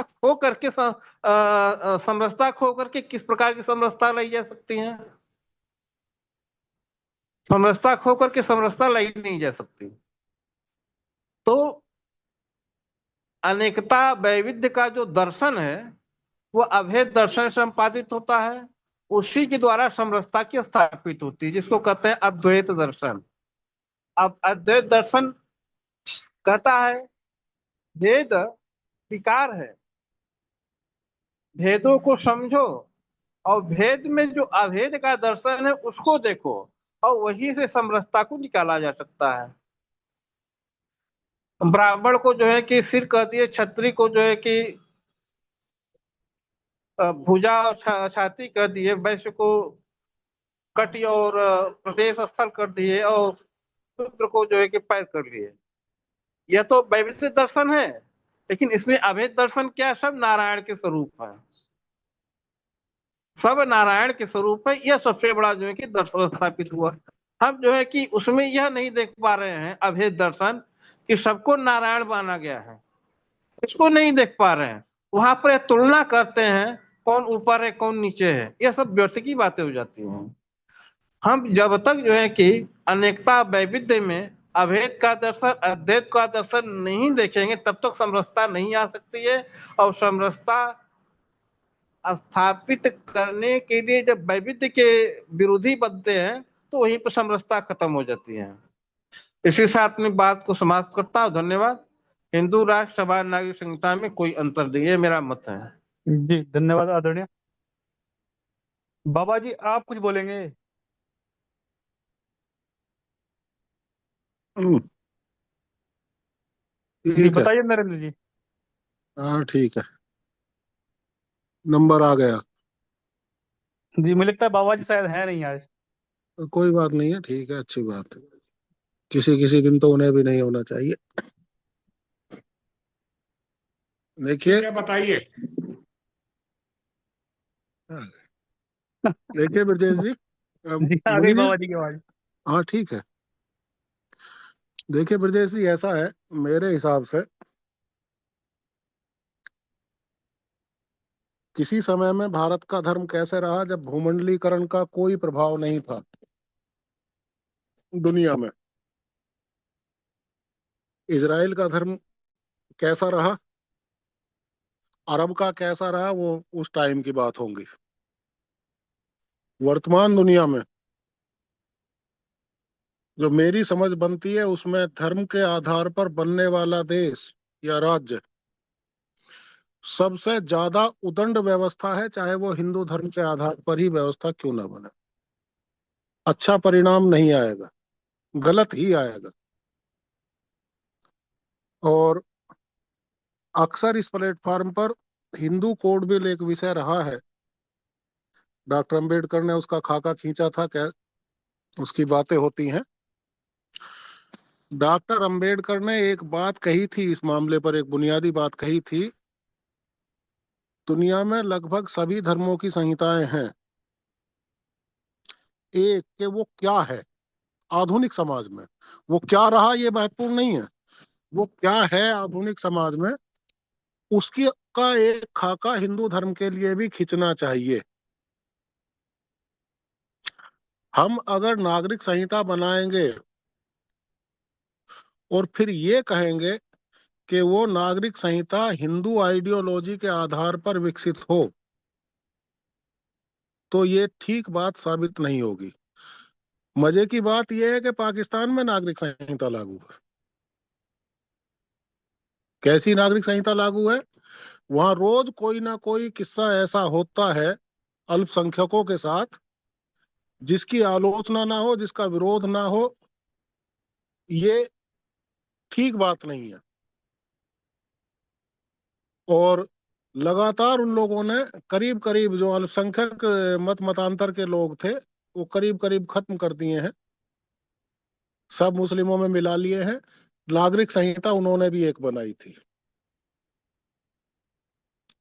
वो नागरिक संहिता नहीं थी, उनकी अपनी व्यवस्था की संहिता थी, और अपना उन्होंने जिस तरीके से चलाया उस तरीके से हो गया। वैसी ही संहिता भारत की बने या हिंदू धर्म की बने, डॉक्टर अंबेडकर के मामले पर जब मैं ये सोचता हूं तो डॉक्टर अंबेडकर को बिल्कुल गलत पाता हूं। क्योंकि जितना खुलापन, जितनी ठीक सोच समझ एक धार्मिक संहिता के अभाव में आदमी की हो सकती है। धर्म का मतलब ये जो सा दुनिया में अब प्रचलित है। धर्म का दूसरा जो मतलब है, जिसका जिक्र अ, बहुत पहले से मार्गदर्शक सामाजिक सोच संस्थान के तत्वावधान में होता रहा, वो एक अलग बात है। धर्म का जो प्रचलित रूप है उसकी मैं चर्चा कर रहा हूं। तो जो भी कोई व्यवस्था बनेगी वो अच्छी नहीं बनेगी। और व्यवस्था दो दिशाओं में एक साथ काम करती है। वो आदमी की स्वतंत्रता को कंट्रोल भी करती है, और वो आदमी की स्वतंत्रता का विस्तार भी करती है। अगर आदमी का आचरण समाज की के ढांचे के विरुद्ध है, तो उसकी स्वतंत्रता को कंट्रोल करना व्यवस्था की जिम्मेदारी है। और अगर आदमी का आचरण समाज के ढांचे के अनुकूल है, तो उसकी स्वतंत्रता का संरक्षण करना व्यवस्था का काम है। यही नागरिक संहिता का मूल सिद्धांत मुझे दिखाई देता है। इसी आधार पर मैं कह पाता हूं कि नागरिक संहिता का मतलब समाज में किसी भी आधार पर किसी भी व्यक्ति को कोई विशेषाधिकार नहीं होना चाहिए। विशेषाधिकार के अभाव में ही नागरिक संहिता का कोई ठीक रूप बनेगा। नहीं तो इसके अभाव में अगर हम कोई नागरिक संहिता बनावटी बनाते हैं, तो वो परिकल्पना ऐसी हो सकती है जैसी अंबेडकर ने हिंदू कोड बिल के रूप में की थी। और जो समाज के ढांचे पर, समाज के सामाजिक ढांचे की कसौटी पर खरी नहीं उतरेगी,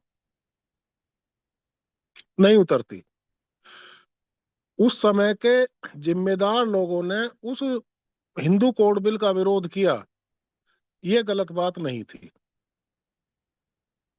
क्योंकि डॉक्टर अंबेडकर का ये मानना था, मैं पहले भी कह चुका हूं, कि अन्य धर्मों की तरह से हिंदुओं की भी एक धार्मिक संहिता होनी चाहिए। और फिर वही डॉक्टर अंबेडकर अनुच्छेद 44 में नागरिक संहिता का जिक्र करते हैं। वो ठीक से लागू नहीं हो पाई, वो कुछ भी नहीं हो पाया, वो एक अलग बात है। लेकिन सवाल ये है कि इतनी कंट्रोवर्सी, इतना विरोधाभास, कमाल की बात हो गई। कैसा ये सारा ढांचा बनता, कैसा ये अब परिणाम आता, या हम सोच रहे हैं कि जब इतने ध्यान थोड़ा सा भी देते हैं तो वो उपयुक्त बात नहीं है, तो उसके जाल से निकल गए, ये ठीक रहा। इसका मतलब ये बुनियादी बात कहने में भी कोई दिक्कत नहीं आ रही है। जिन डॉक्टर अंबेडकर को संविधान निर्माता भारत में कहा जाता है, यह भी चिन्ह लगता है कि एक उपयुक्त संहिता भारत के लिए उस समय नहीं बन पाई। वो आपसी कंट्रोवर्सी के आधार पर जो भी कुछ हुआ होगा, वो लंबे अध्ययन का विषय है और आज का मामला नहीं है। ये दो तीन बातें इसमें आज के कोटेशन में लिखी हुई थी। धर्म के आधार, धर्म, हिंदू धर्म और नागरिक संहिता में कोई अंतर, जैसे ही आप नागरिक संहिता के प्रावधान लागू करेंगे तो निश्चित रूप से जो धर्म के आधार पर खिंची हुई रेखाएं हैं, वर्तमान जो एप्लीकेबल धर्म का ढांचा है, उसके आधार पर उनका विरोध होगा ही। दूसरी बात यह है कि जो संविधान में ये बातें लिखी गई हैं कि सांस्कृतिक आधार पर किसी की भी मान्यताओं का उन्मूलन की बात या मान्यताओं पर रोक लगाने की बात नहीं होगी, ऐसा कुछ नहीं है। नागरिक संहिता का ढांचा लाने का मतलब ये होगा कि वर्तमान जो व्यवस्थाएं हैं उन्हें चुनौती दी जाएगी। अब ये समन्वय किस प्रकार बनेगा, इसके लिए जीवन पद्धति में लोकतांत्रिक होना आदमी का जरूरी है। वो धीरे धीरे होगा। बहुत सारी बातें बदल रही हैं और भी बदलेंगी, तो चर्चाओं के जरिए जैसा भी होगा वो भविष्य अपना आप तय करेगा। हम जितना कर पा रहे हैं, वो जो हमारी समझ कहती है, वो कर ही पा रहे हैं। तो ये बातें मेरी समझ में आई थी, मैंने कही। धन्यवाद। धन्यवाद भैया जी, आदरणीय। वैदराज बोल रहा हूँ। जी बताइए आदरणीय। मैं ये पूछ रहा था नरेंद्र भैया से, उपयुक्त नागरिक संहिता बननी चाहिए, वो हिंदू नागरिक संहिता नहीं होनी चाहिए, ऐसा? नहीं, वो हिंदू मुसलमान की नागरिक संहिता का, नागरिक संहिता हिंदू और मुसलमान की बनाएंगे तो आप नागरिक संहिता वो बननी नागरिक चाहिए, तो संहिता ये तो किस मानते बात हैं ना की आप? रहेगी? वो नागरिक संहिता नहीं बनेगी। वो तो आप अगर मान लिया आप हिंदुओं की बनाते हैं तो हिंदू संहिता हो जाएगी, और मुसलमानों की बनाते हैं तो मुस्लिम संहिता हो जाएगी। मैंने ये बात कही है कि पाकिस्तान में भी नागरिक संहिता लागू है। उसका कोई अर्थ है? कोई अर्थ ही नहीं है भाई, वो तो उदंडता है। क्या कहना मतलब रहेगा, वो नागरिक संहिता बनेगी तो तो वह देखिए, हिंदुत्व की ओर झुकी हुई बनेगी, तो उसका विरोध होगा। विशेषाधिकार, मेरा कहना है विशेषाधिकार नहीं रहेगा किसी का भी, ना धर्म के आधार पर, ना जाति के आधार पर, ना भाषा के आधार, किसी भी आधार पर व्यक्ति का विशेषाधिकार सुरक्षित नहीं रहेगा। हाँ, कोई दीनहीन है, कोई अपाहिज है, उसे व्यवस्था किस प्रकार मदद करती है, समाज उसके लिए क्या रास्ता बनाता है, वो अलग बात है।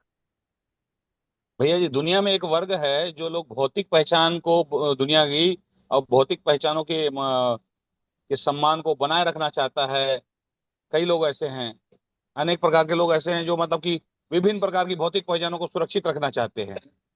सभी लोग, और करीब करीब हाँ, सभी लोग ऐसे होते हैं जो उनकी पहचान चली आ रही है परंपरागत, उसे बना करके रखना चाहते हाँ, परंपरागत पहचानों को वो हैं। संरक्षित रखना चाहते हैं। और वो दुनिया में वामपंथ तो उनका बहुत बहुत सहयोग करता ही है, बहुत मतलब खुलकर नहीं, ऐसे वो भौतिक वामपंथ पहचानों को। नहीं है, वो वामपंथ नहीं है, वो तानाशाही प्रवृत्ति के लोग हैं, जो एक प्रकार से समाज पर या लोगों पर अपना वर्चस्व बना करके रखना चाहते हैं। आप माओ को चलिए, वामपंथी कहेंगे? ये वर्गों की भौतिक पहचान खत्म करने के वो लिए क्या मेरी किया और जाना चाहिए? आपकी बात बहस नहीं हो सकती क्या अगर आप और मोदी जी लोग कह रहे बताइए, और और हैं। लोग बताइए कुछ।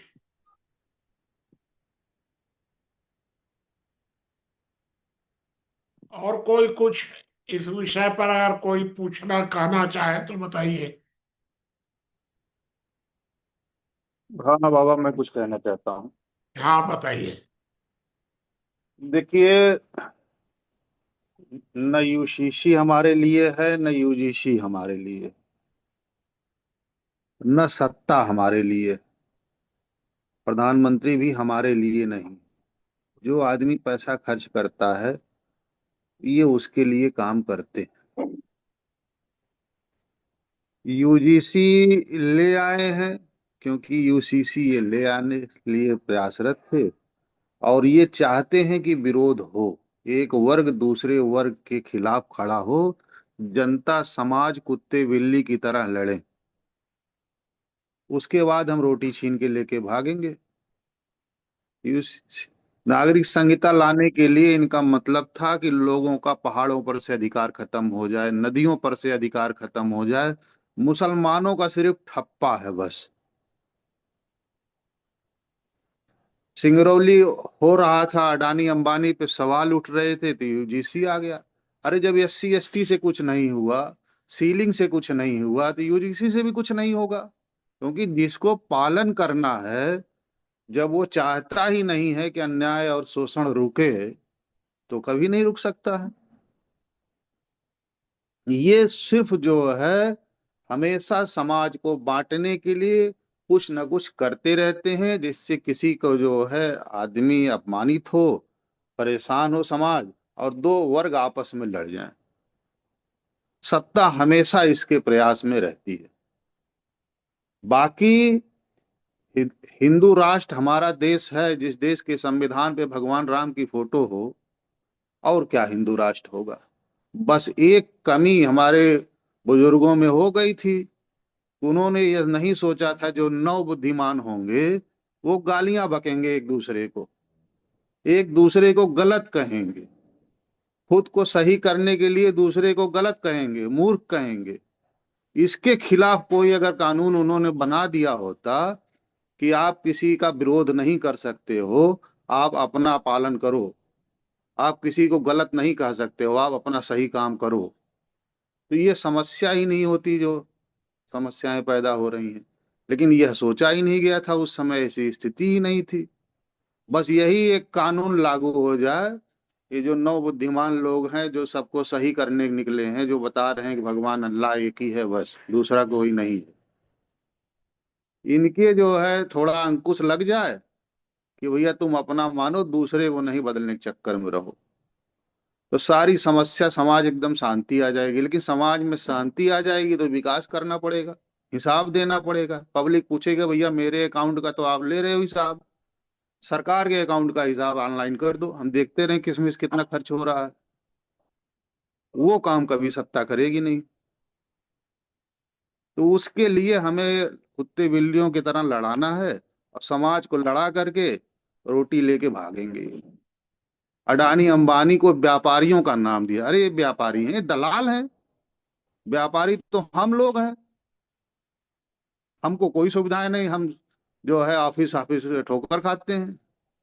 इनको पूरा जंगल दे दो, पूरा जमीन दे दो, पूरा नदी के नदी दे दो फोकट में।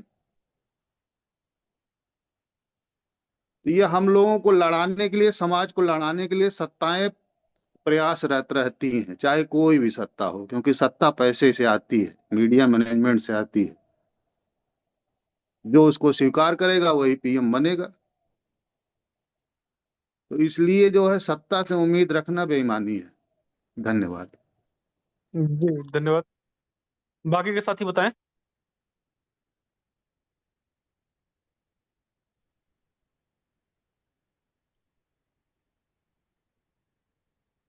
कोई साथी बताएं, किसी का प्रश्न है? हाँ, किसी को अगर कोई बात पूछनी भी हो तो बताइएगा।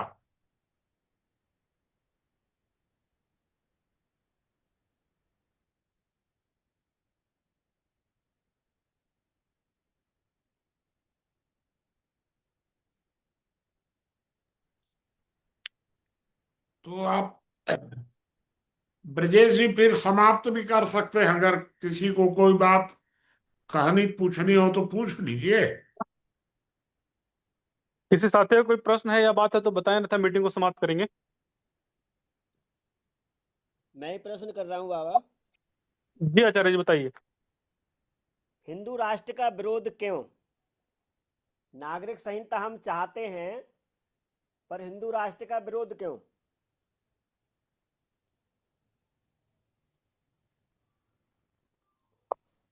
बताइए ब्रजेश जी, क्या है उनका प्रश्न? हम इस पर हिंदू एक मिनट कहेंगे, हम एक मिनट बाबा कहेंगे। हाँ बताइए। हम लोग कहना चाहते हैं, देखिए, हाँ समान नागरिक संहिता हम प्राप्त कर ले और उसके बाद जो हिंदू राष्ट्र की बात करना चाहते हैं वो कर सकते हैं। लेकिन जो यह कहा गया है कि समान नागरिक संहिता, अभी आप वहां पर एक कोटेशन दिया गया कि गाय, गंगा और इत्यादि को, तो कहने का मतलब है कि यदि हम समान नागरिक संहिता प्राप्त कर लेते, किसकी वरीयता दी जाए, तो निश्चित ही आगे की चीजें सुरक्षित हो जाएगी, हम वहां पर उन बातों कर सकते हैं। इसलिए हिंदू राष्ट्र बहुत जरूरी नहीं है, समान नागरिक संहिता प्राप्त होने का मतलब ही है। अब यहाँ पर हिंदू राष्ट्र यदि की बात करते हैं तो कुछ बात बतंगड़ बैठेगी और हम जो समान नागरिक संहिता चाहते हैं वो भी हमें नहीं मिल पाएगा। इसलिए केवल समान नागरिक संहिता की ही बात करनी चाहिए। और हमें जब आगे की भी बातें बहुत कुछ हो सकती है, मैं इतना कहना चाहूंगा। देखिए, मुझे ठीक है। लगता है कि हिंदू राष्ट्र की मांग करना अनुचित है। आप कॉमन चलिए। सिविल हाँ कोड की मांग कर लिए, बराबर हो जाएगा, दोनों एक ही उसके आपके विचारधारा तो वही है, तो वही सिद्ध हो गया वो। हाँ, और कोई सवाल किसी का? किसी का प्रश्न है तो बताएं।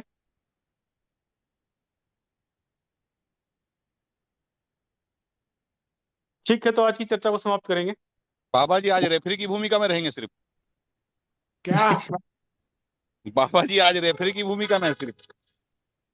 मैं आज मैं बहुत रेफरी। देर से आया, थोड़ा मेरे घर वालों के साथ लग गया था आज, परिवार में। जी, तो आज की चर्चा को और समाप्त कर सारी सकते तो हैं। चर्चा तो ठीक हुई है, कोई दिक्कत नहीं। चलिए समाप्त कर सकते हैं आप।